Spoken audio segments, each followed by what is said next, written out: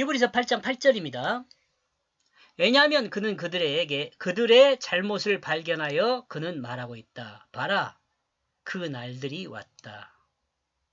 요 딱 문장 하나만 놓고 보면 좀 우리가 이해하기 어렵죠. 그냥 앞에 문장을 있으니까 여러분, 제가 그 문장 없이 이것만 해석하는 것이 아니고 앞뒤 문장을 보면서 해석하는 겁니다.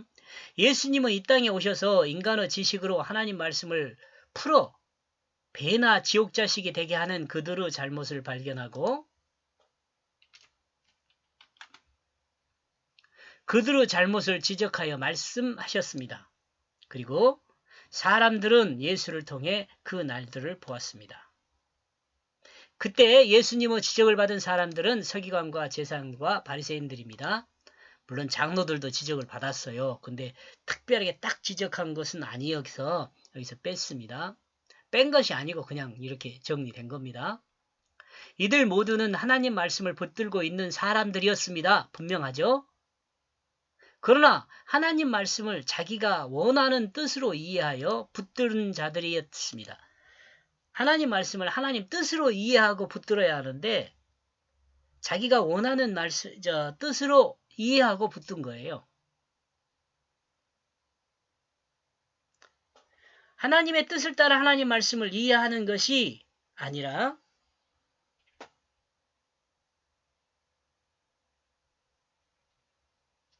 하나님 뜻을 따라 하나님 말씀을 이해하는 것이 아니라 자신들의 경험, 곧 장로들의 유전과 자신들의 삶의 방식들을 통한 경험인 통한 자신들의 지식으로, 경험이 두 번 들어갔습니다. 통한 자신들의 지식으로 하나님 말씀을 이해했습니다.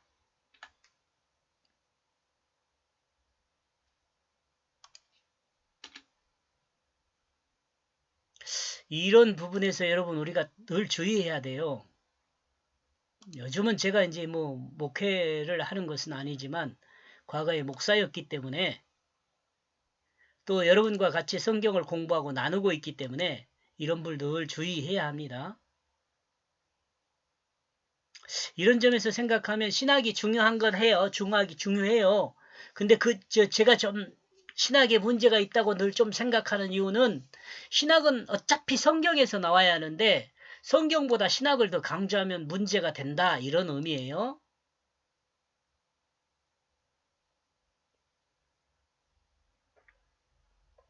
그러므로 이들은 하나님 말씀의 뜻을 하나님의 그 뜻으로 이해하지 않았습니다. 하나님의 말씀을 하나님 뜻으로 여러분 하나님 말씀을 하나님 뜻으로 이해한다는 것은요. 성령을 받은 사람만이 가능해요.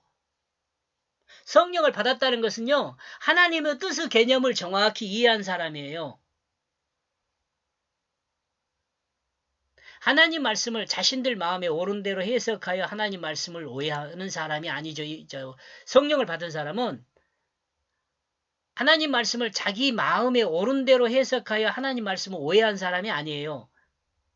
성령을 받은 사람은 하나님 말씀을 하나님 뜻으로 이해해가지고 하나님께서 자신에게 말하는 그 의미가 무엇인지를 알고 자신의 모습을 그 의미 앞에 딱 세워서 그 의미에 맞는 자신의 모습을 만들어가는 사람이 성령 받은 사람이에요.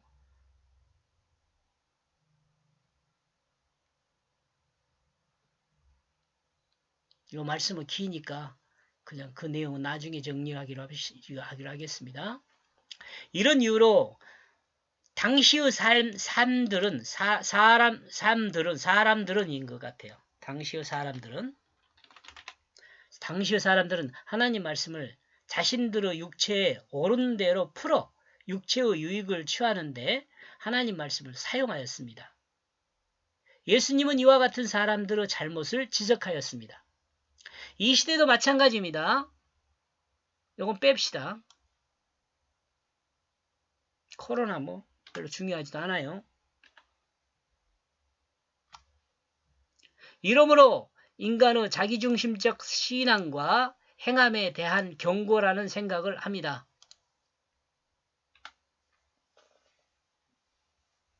이러므로 인간의 자기중심적 신앙과 행함에 대한 경고라는 생각을 합니다. 왜냐하면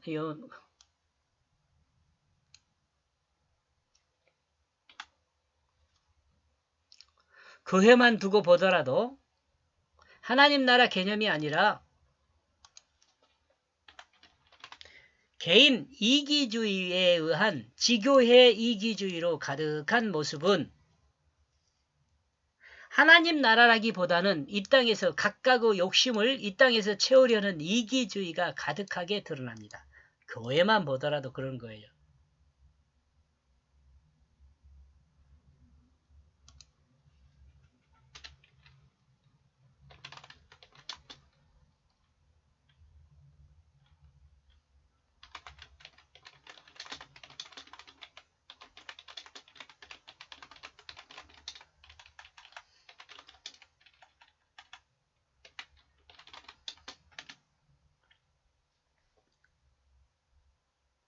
예수님은 교인들도 마찬가지란 말입니다. 예수님은 이같이 자기중심이 강한 사람을 향하여 자신이 죽어야 함을 스스로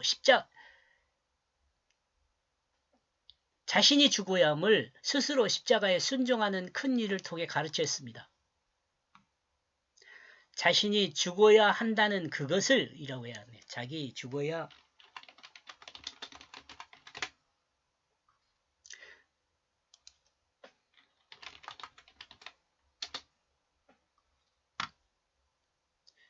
그것을 예수님 스스로가 십자가에 순종하는 그 큰 일을 통해 가르쳤습니다. 그리고 자기중심이 죽은 사람을 하나님이 살리심으로 그리고 자기중심이 죽은 사람을 하나님이 살리심으로 인간이 다시 하나님 말씀으로 살아나야 함을 가르쳤습니다.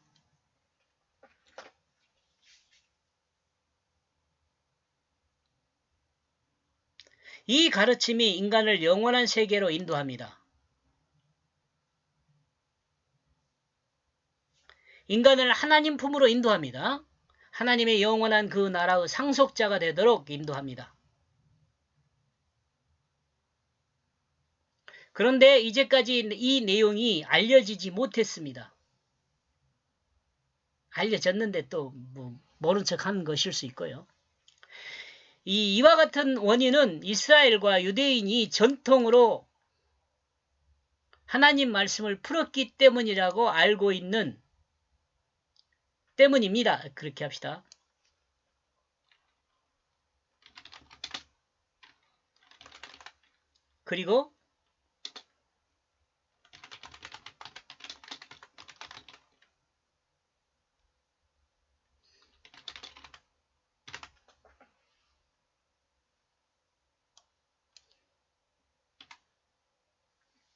그리고 이스라엘과 유대인을 따라 현대의 신학자나 목사들이 여전히 전통적인 그 신학 안에서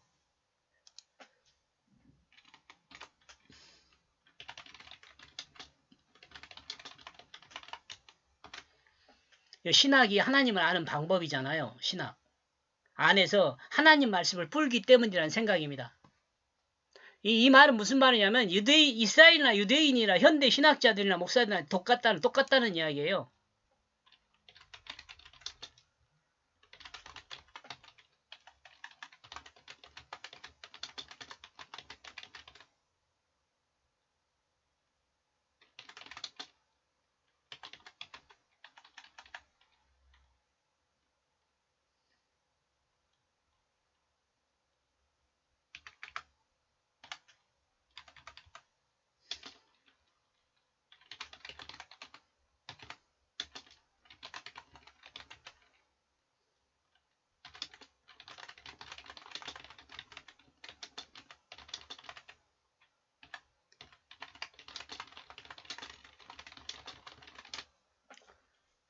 동일하게 하나님 아는 방법을 사용하고 있어요.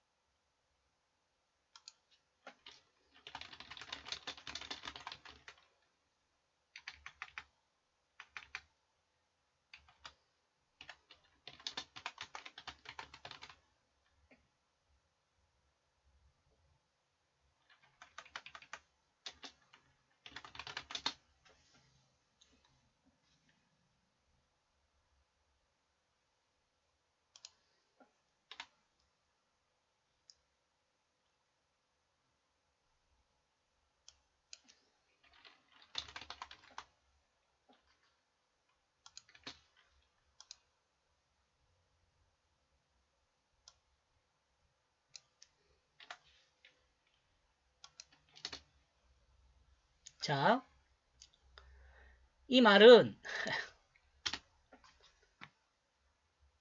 이스라엘이나 유대인이나 신학자나 목회자나 동일하게 하나님을 아는 방법을 사용하고 있다는 것입니다.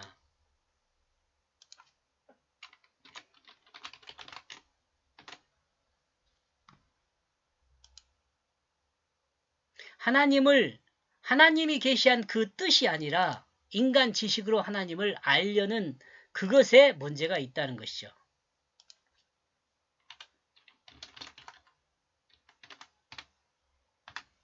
이 정도면 알겠죠? 제가 의도하는 의미가 무엇인지.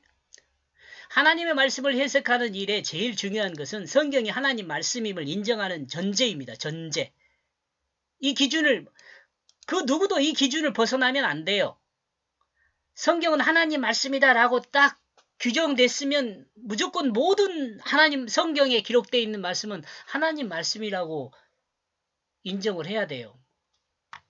성경을 해석하는 사람은 이 전제를 벗어나면 그 성경을 오해하고 그 오류에 빠지게 됩니다. 그러므로 이 전제에서 벗어나지 않으려면 언어를 사용한 이야기의 의미를 이해해야 합니다. 그리고 이해한 이야기 안에서 하나님이 왜 이 말씀을 나에게 계시하는지를 물어야 합니다. 성경은 다른 사람이 들어야 할 이야기 또는 다른 사람이 알아야 할 그 이야기를 성경을 읽거나 듣는 사람에게 하지 않습니다. 그러므로 성경을 읽거나 듣는 사람은 그 대상의 범위를 자신으로 좁혀야 합니다. 자신으로 좁혀야 합니다. 요건 누가 들어야 할 이야기, 요건 뭐 나는 상관없는 그게 아니고 성경의 대상은 자신이에요. 자신. 읽고 있는 자신, 듣고 있는 자신. 이거 정말 중요합니다. 성경 말씀을 포괄적으로 듣게 되면 또는 읽게 되면 듣고 읽는 자에게 그 하나님 말씀이 모호해집니다. 모호해져요. 긴가민가 하는 거죠. 즉 정확하게 자신에게 하나님이 하신 말씀을 듣지 못하게 되는 거죠. 그러므로 하나님 말씀을 들을 때는 포괄적으로 그 범위를 높여서 듣지 말고 읽는 자에게 또는 듣는 자가 자신으로 좁혀서 들어야 합니다. 그 범위를 넓히지 말고 읽는 자에게 또는 듣는 자에게로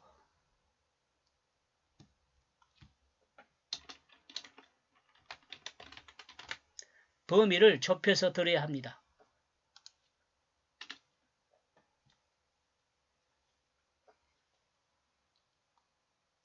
우리가 제가 여러분에게 큐티 형식을 설명하는데요. 그 큐티 형식이라는 것은 대개 이런 겁니다. 우리가 하나님 말씀을 듣거나 읽잖아요. 그럼 제일 먼저요. 자신을 돌아봐야 돼요. 자신을. 읽기 전에 자신의 상태가 어떤지를 보는 거죠.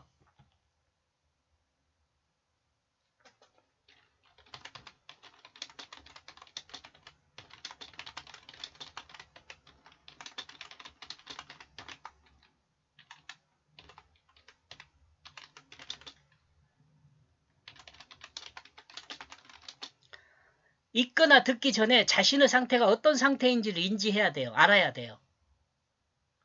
그 다음에 성경을 듣거나 읽을 때 성경이 무엇을 말하는지를 들어야 돼요. 아, 성경이 뭘 말하는지를 들어야 돼요. 그리고 전달하는 그 이야기 안에서 전달하는 의미가 무엇인지를 들어야 돼요.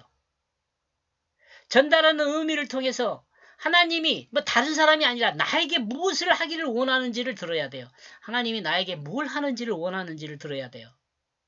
하나님 나에게 뭘 요구하는지를 들어야 한단 말이죠. 그리고 하나님의 뜻 가운데 무엇을 내가 할 수 있는지를 생각해야 돼요. 하나님이 원하는 것을 내가 생각하면서 내가 뭘 할 수 있는지를 또 생각해야 한다요. 해야 한다는 거예요. 내가 뭘 할 수 있는지를 생각했다면 내가 할 수 있는 일을 모두 다 할 수는 없는 거잖아요. 선택해야 돼요. 하나님 말씀의 뜻을 따라 하나님이 원하는 일들 중 할 수 있는 일을 선택했으니 이제 그 일을 행하면 돼요. 하나님의 뜻을 따라 행했으니 그 결과는 하나님이 책임하십니다. 하나님은 배반하지 않습니다. 회전하는 그림자도 없습니다. 하나님의 뜻을 행하여 하나님의 살아계심을 증거했다면 그는 하나님을 영화롭게 하므로 하나님은 그를 이 땅에서 그 존재 가치를 높여 영화롭게 합니다. 이러므로 하나님 말씀의 뜻을 따라 사는 것은 이 땅에서 가장 가치 있는 삶이 되게 하며 가장 온전한 삶으로 영원한 하나님 나라를 소유한 그리고 상속받은 하나님의 자녀로 사는 그 길이 됩니다. 들을 귀 있는 자는 이 내용을 이해하여 하나님 뜻에 합한 자가 되기를 축복합니다.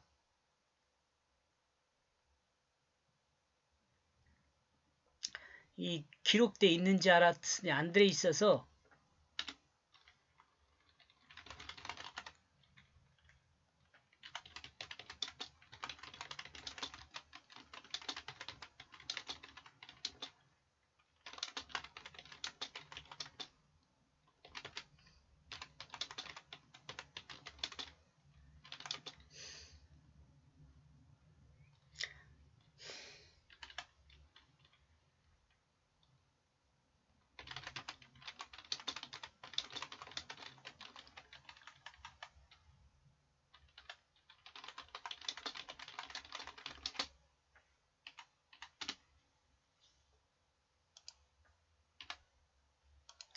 그리스도인이 성경을 듣거나 읽을 때는 그 삶을 통해 읽고 들어야 그 읽거나 듣는 그것이 완성돼요.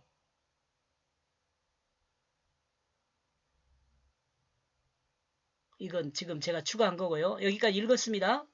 주님이 말하고 있다. 그러므로 나는 완전히 끝낼 것이다. 이 이스라엘의 집으로부터 그리고 이 유다의 집으로부터 새로운 언약으로. 여기서 이제 새 언약이 나오네요. 새로운 언약. 앞에는 유용한 언약이라고 했잖아요.